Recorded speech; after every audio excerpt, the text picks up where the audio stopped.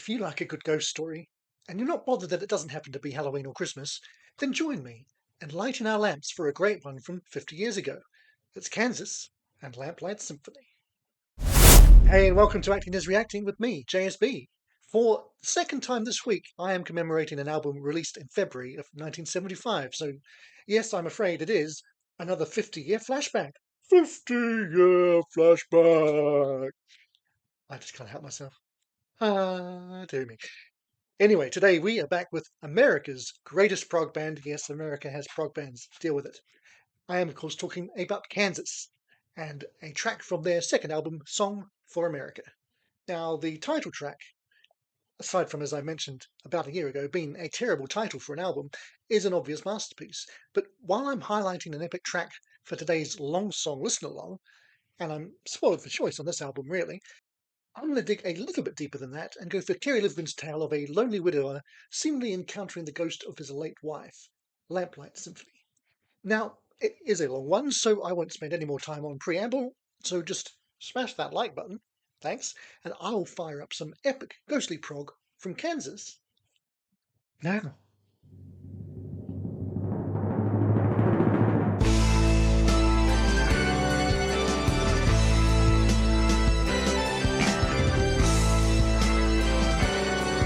I didn't do prog on Monday, but Moog synthesizer is a thing this week as well, it would seem.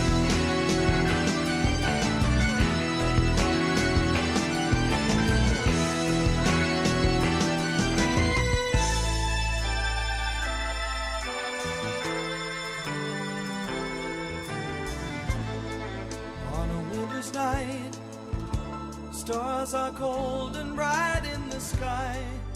The slumber of the earth is pure and deep. From a distant wood drifts the echo of the beast.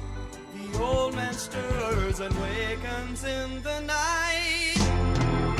He stands before the window gazing at the grave. Forgotten dreams are flashing through his weary mind. And though his life is empty, he pretends that she's still there.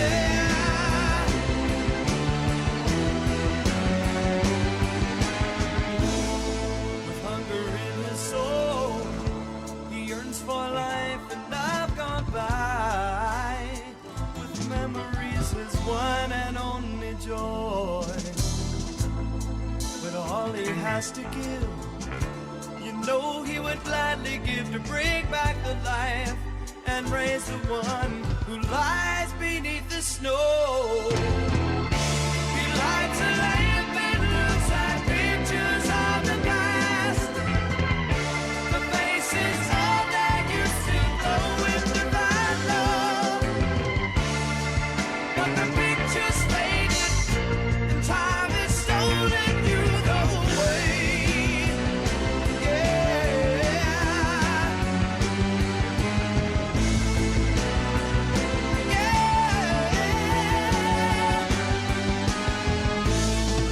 With a spoken word that he thought he heard from her lips, he felt another presence in the room.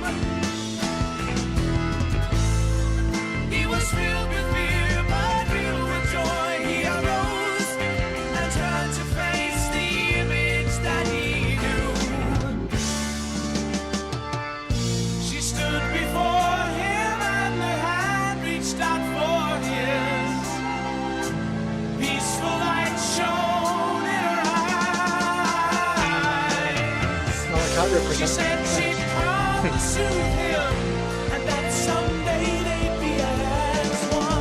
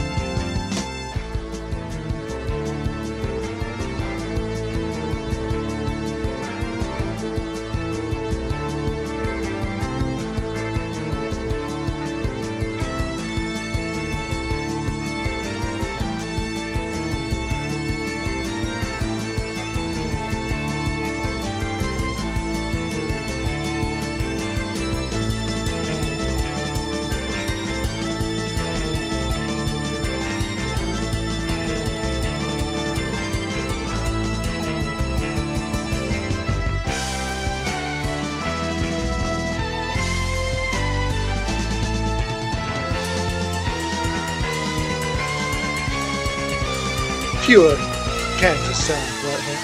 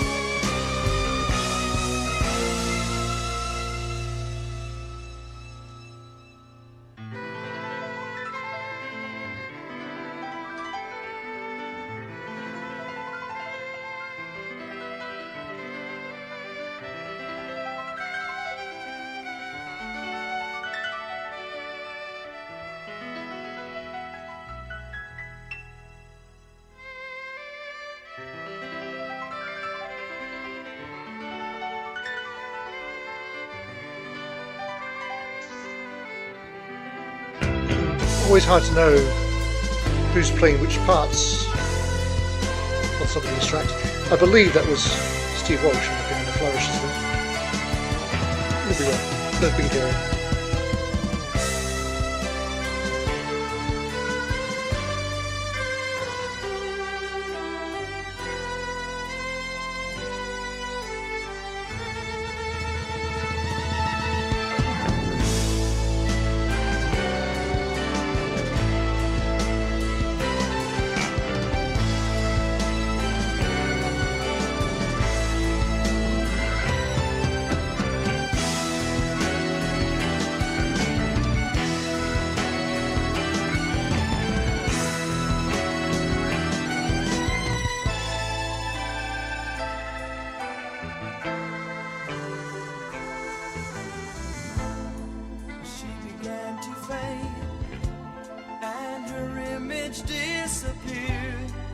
So he was left alone to face another night. But never in his life had he been so held in awe as he faced the apparition of his wife. He stood before the window gazing at the grave, and with a lighted heart he saw the first of dawn. He knew that she was waiting, and that someday they'd be as one.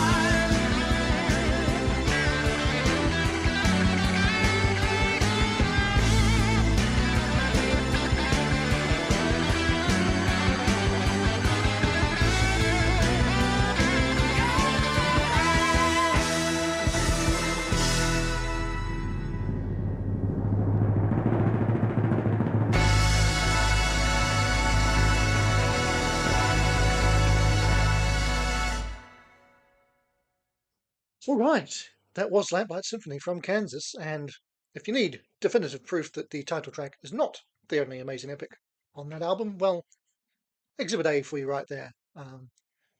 Exhibit B would be Incomudro, Hymn to the Atman, which closes the album. So you really are sport for choice when it comes to proggy greatness on this particular Kansas effort. But on this track, as with practically every Kansas track of this era, everybody in the band is on top form, firing on all cylinders, as Sean Holmes might say.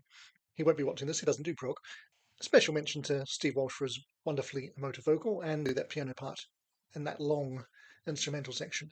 And of course Robbie Steinhardt on the violin as well. If I carry on, I'm just going to name every single band member, which I could do, and they're worthy of the praise, but we won't. The story itself is open to interpretation.